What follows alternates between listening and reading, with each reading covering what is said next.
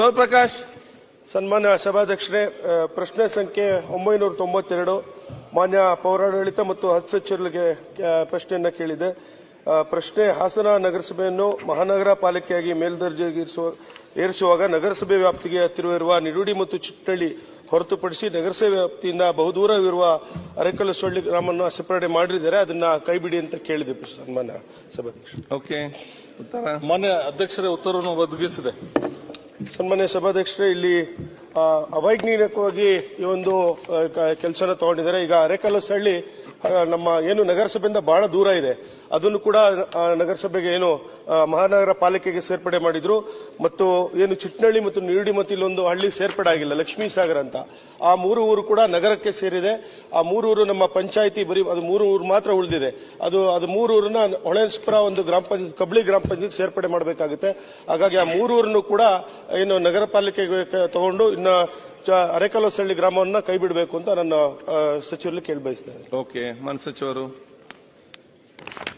ಅಧ್ಯಕ್ಷರೇ, ಸ್ವರೂಪ್ ಅವರು last time ಹಸನ್ಗೆ corporation cabinet ನಲ್ಲಿ ಆಗಿ ತೀರ್ಮಾನ ಆಗಿ ಕಾರ್ಪೊರೇಷನ್ ಅಂತ ಡಿಕ್ಲೇರ್ ಆಗಿದೆ.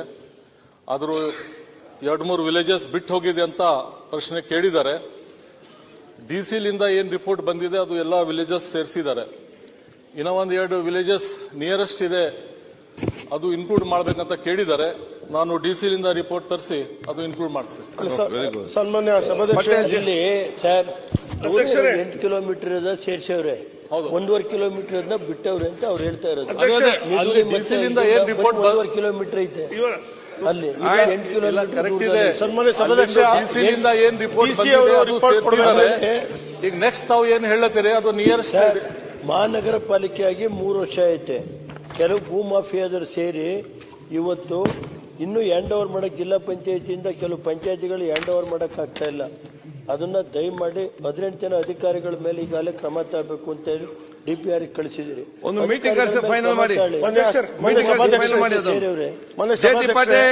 ಸಭಾಧ್ಯಕ್ಷ, ನನ್ನ ಪ್ರಶ್ನೆಯನ್ನು ಇಲ್ಲ ಸಭಾಧ್ಯಕ್ಷ, ನಮಗೊಂದು ಮಾತಾಡಕ್ಕೆ ಅವಕಾಶ ಕೊಡಬೇಕು ತಾವು. ಈಗ ಏನು 37 ಹಳ್ಳಿ ಸೇರ್ಪಡೆ ಆಗಿದೆ ಮಹಾನಗರ ಪಾಲಿಕೆಗೆ, ಅದು ಪಂಚಾಯತಿಯಲ್ಲೂ ಕೂಡ ಇಲ್ಲ, ಅಲ್ಲಿ ನಗರಸಭೆ ಮಹಾನಗರ ಪಾಲಿಕೆಗೂ ಕೂಡ ಸೇರಿಲ್ಲ.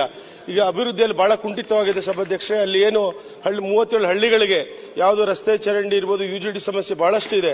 ಹಾಗಾಗಿ ಏನು ಈಗೆಲ್ಲ ಪುರಸಭೆಯಿಂದ ನಗರಸಭೆಗೆ ಮೇಲ್ದರ್ಜೆಗೆ ಕೇಳ್ತಾ ಇದ್ರು. ಈಗ ನಾವು ನಮ್ಮ ನಗರಸಭೆಯಲ್ಲಿ ಇದ್ರೆ ಒಳ್ಳೇದಾಗ್ತದೆ. ಮಾತಾಡ್ಲಿಕ್ಕೆ ಬಿಡಿ ರೇವಣ್ಣ ಅವರೇ.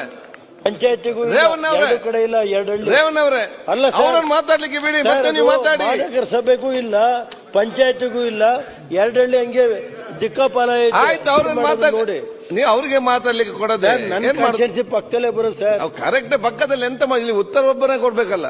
ಹಾಗಾಗಿ ನಮಗೆ ಅಭಿವೃದ್ಧಿ ಬಹಳಷ್ಟು ಕುಂಠಿತ ಇದೆ ಸಭಾಧ್ಯಕ್ಷರು. ಏನ್ 37 ಹಳ್ಳಿ ಸೇರ್ಪಡೆ ಆಗಿದೆ, ಅಲ್ಲಿ ನಾವು ಹಳ್ಳಿಗಳಿಗೆ ಹೋಗಕ್ಕಾಗ್ತಾ, ಅಲ್ಲಿ ಕೌನ್ಸಿಲರ್ಗಳು ಕಾರ್ಪೊರೇಟರ್ ಕೂಡ ಇಲ್ಲ, ಇಲ್ಲಿ ಪಂಚಾಯತಿ ಕೂಡ ಸೇರಿಲ್ಲ. ನಾವು ಪಂಚಾಯತಿ ಗ್ರಾಂಟ್ ಹಾಕಕ್ಕೂ ಆಗ್ತಾ ಇಲ್ಲ, ನಗರಸಭೆ ಪಾಲಿಕೆಯಿಂದನೂ ಕೂಡ ನಮಗೆ ಗ್ರಾಂಟ್ಗಳು ಬರ್ತಾ ಇಲ್ಲ. ಹಾಗೆ ಹೆಚ್ಚುವರೆಗೆ ನಮಗೆ ಅನುದಾನವನ್ನ ನಮ್ಮ ಪೌರಾಡಳಿತ ಸಚಿವರು ಕೊಡಬೇಕು.